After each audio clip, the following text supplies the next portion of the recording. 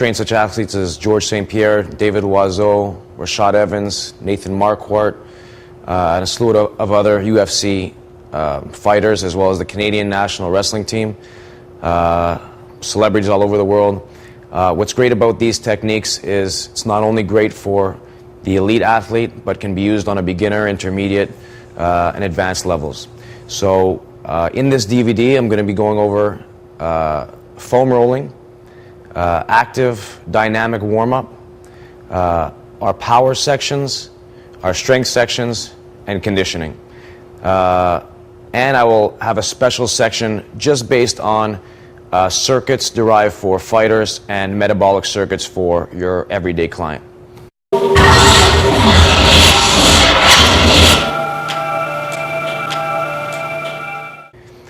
First section of this DVD and of my workouts is warm-up. Now, warm-up is broken down into three sections: foam rolling, activation, and our dynamic component. So in the foam rolling, we're basically trying to improve our tissue quality. Now, anybody can stretch, but if you have a knot in your tissue and you stretch that knot, you're basically just going to tighten that knot, and eventually it's going to snap on either side of the knot. So what we're trying to do is we're trying to roll out and try and improve the tissue quality so we can keep our athletes and our clients healthy. And not everybody can afford a massage a day. So before your athlete comes to train or your client comes to train, the most important part is they grab a foam roller and they start rolling out. Now, as you progress, you'll have less knots, so you won't have to roll as much or in as many places. So the first time you'll come in, it actually might be quite sore and quite painful. So you'll roll out your quads, your IT bands, your glutes, your lats, and then eventually, when the tissue improves, you won't have to spend as much time rolling. But to start off, you should spend at least 10 minutes, 8 to 10 minutes with a new client or athlete in rolling, and towards maybe the third week, fourth week, your client will feel very good and will be able to maybe do 4 minutes, 5 minutes of it. But very important to do foam rolling before each workout. So foam rolling, very important in improving tissue quality and keeping your athlete healthy and your client healthy. I have Karen here, who's not an elite athlete, but she's in great shape. She's going to demonstrate foam rolling. Now, it's just basically a soft tissue massage. It's a poor man's massage.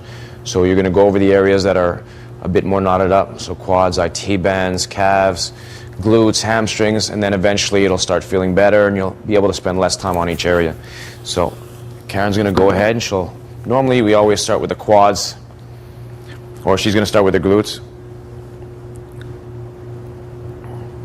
Just basically like rolling out dough.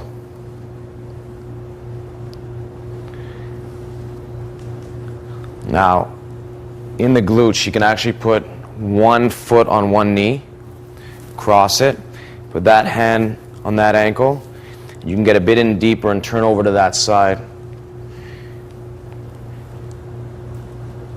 So you basically want to play around with it. I mean, you have so many different fibers that you just want to roll and see what's knotted up and see what's tight and play around with it a bit. Now she'll do the other side. Very important, foam roller. You can buy a foam roller to perform better. You want to make your own foam roller. Go buy a PVC pipe and put foam around it or pad it.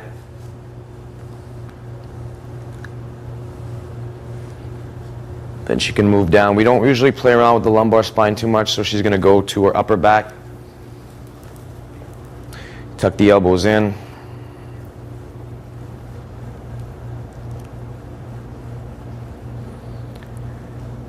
Very important. Probably get around 15 rolls each area, and as you start progressing, you might limit that down. She can go to her lats or she can go to one side.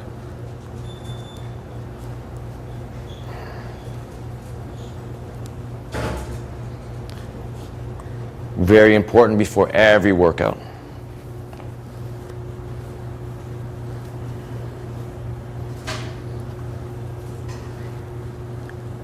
Now normally we'd spend more time doing this. You'd find the areas that were tight. She'll go on her quads now, so on her stomach. Turn around, yep.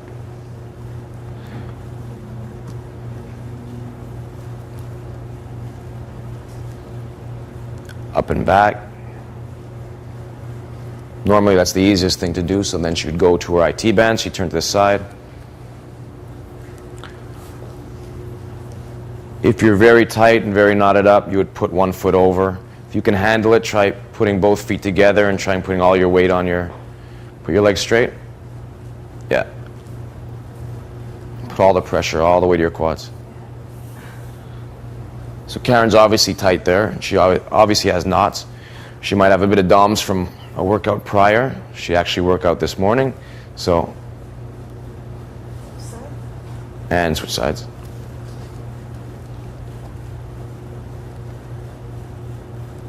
But to get ready before every workout, we'll foam roll. And then we'll go into our activation.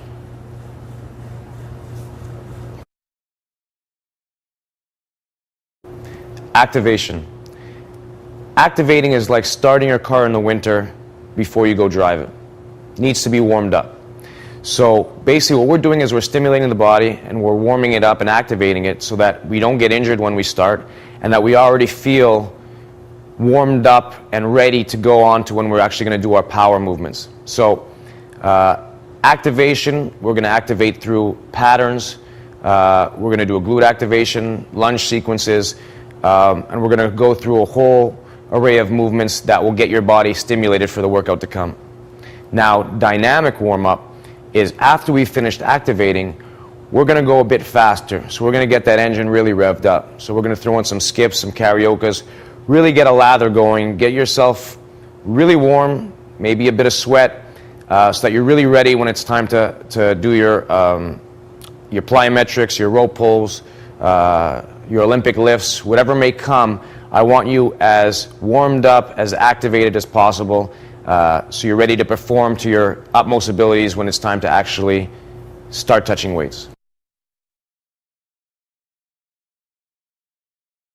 I have with me here Cleo Nube. He's an Olympic wrestler for Canada. In the second progression, where basically after we roll out, we do some activation. So he's going to basically show you how to do a glute activation. We're going to start with mini band walks. Glute medius is probably one of the most underutilized stabilizers in the body. He's just going to do a basic mini band walk to activate the glutes. Small steps. Bend the knees a bit. Very basic, even smaller. Push out wide with the heels. That's it. Small steps.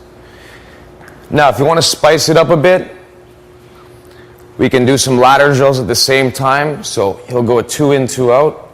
Slowly. Start off slow. 2 in, 2 out. Yeah. Pushing out with the glutes. That's it. Nice and wide. Good. That's it. Good. As they get better at it, you can go a bit faster. So do it now fast. 2 in, 2 out fast. Wide. Good. So he's getting a little agility in, but at the same time really just activating the glutes, getting ready to start. We can do some jumps, so a little plyometric component in it. Sink down low, absorb. Good. That's it.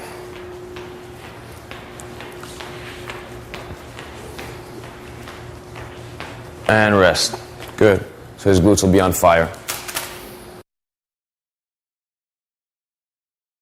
Right after the mini band walks, I like to do a psoas activation. So the simplest form of it would be getting on your back. And psoas is a very interesting muscle. It's probably the only hip flexor past 90 degrees. I mean, so a lot of people don't even think about psoas.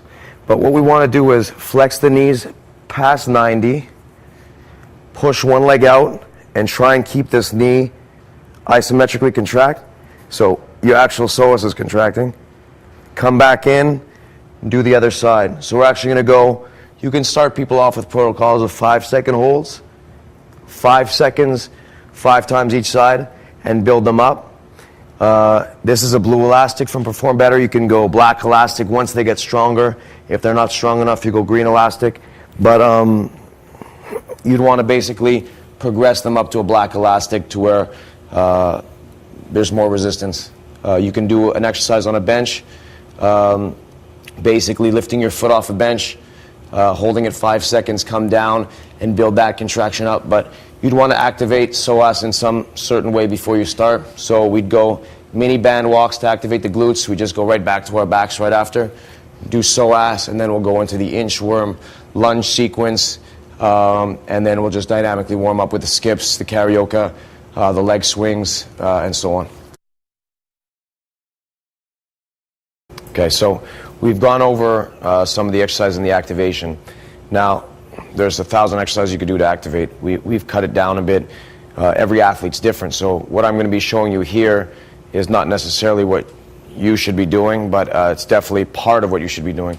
So I'm going to show you the inchworm and a lunge sequence. You've already seen the mini band walks, and then we'll go into more of a dynamic sequence. So inchworm, great to activate the core and the hamstrings. You'll basically walk forward.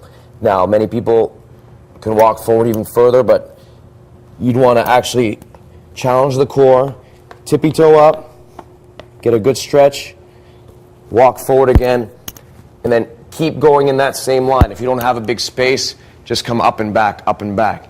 The lunge sequences we'll show you are basically for beginners. You can just get them in a split squat position, have them split squat, have them move laterally. For our athletes, we like to get a bit more advanced. The beginner ones coming in is we'll just do walking lunges,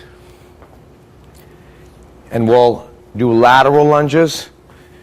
So the same things we've done in the slide board after, we'll do here. So lateral lunges,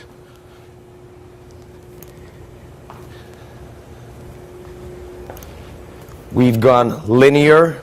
We'll do drop lunges, so we call them curtsy lunges, where we'll take a step behind, come back, take a step behind, come back. If you want to do them in one line, you would come here, push off, and back. Shoulder square, come back. So we'd actually do it a bit more pronounced than that. We'd actually use the whole AstroTurf line and go all the way down, all the way back, and we do a couple lines of each, and we'd get a bit more progress and go into our more dynamic stuff. But we want to do inchworm. We'd want to do our lunge sequence, so linear, lateral, and the drop lunges. And we'd probably want to do one set of mini band walks before that. George is going to demonstrate a leg swing. Good dynamic warm-up. Good to get the hips going. It's actually great. A lot of people don't know, but it's actually good for ankle mobility on the resting leg. And rest, other side. You want to kick through.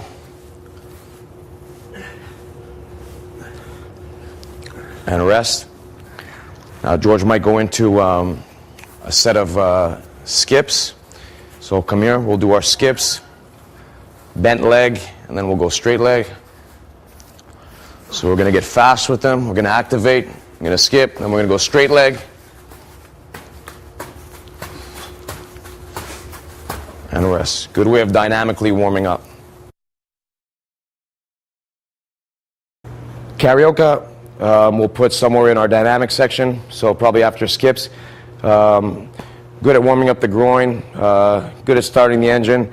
So we're going to step over, drive through, come all the way down one line and come back. So it's step over fast, pop, pop, and come back the other way. So carioca, again, you're taking a good step over. It's more important that you get a good step over here, not worry about the back too much. So a lot of people do carioca just worried about the feet. I'd rather a good step over, and aggressive, and then continue and go the other way. And then again, skips, leg swings, so on and so forth.